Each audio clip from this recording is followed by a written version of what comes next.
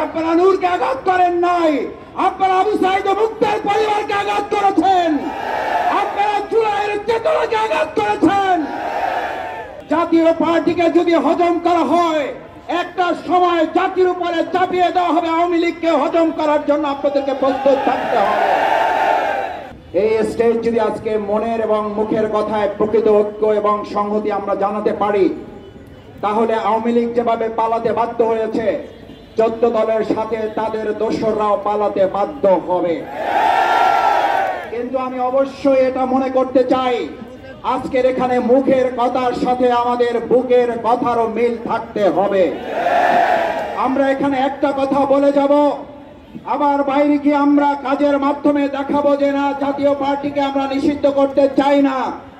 তাহলে প্রমাণ হবে জাতীয় পার্টিকে যদি হজম করা হয়, একটা সময় জাতির উপরে চাপিয়ে দেওয়া হবে। আওয়ামী লীগকে হজম করার জন্য আপনাদেরকে প্রস্তুত থাকতে হবে।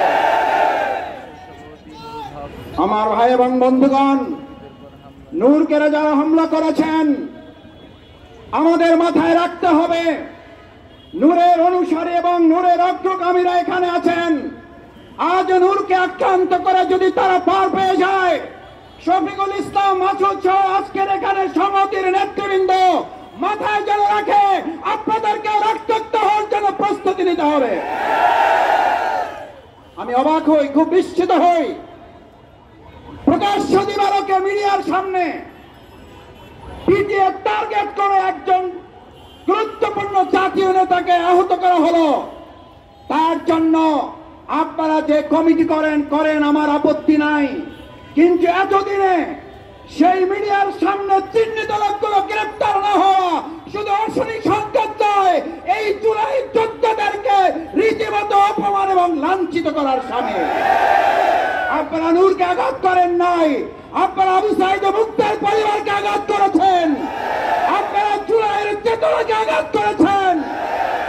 আমি বক্তব্য শেষ করতে চাই একটা কথা বলে, আজ নূরকে আঘাত করার মধ্য দিয়ে এই প্রশাসন যদি এটা প্রমাণ করে তারা একটা প্রোগ্রামের নিরাপত্তা দিতে পারে না, আমি আমার সামনে উপস্থিত ভাই বন্ধুদের জিজ্ঞেস করতে চাই, তারা আগামী দিনে অবাধ সুষ্ঠু নিরপেক্ষ নির্বাচনের জন্য লক্ষ লক্ষ কেন্দ্র পাহারা দিয়ে আওয়ামী দোষর মুক্ত করতে কি তারা সক্ষম হবে?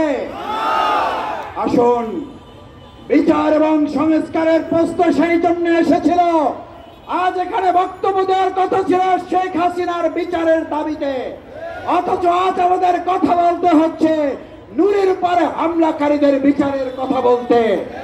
আমাদেরকে আস্তে আস্তে সহনশীল করে ফেলা হচ্ছে।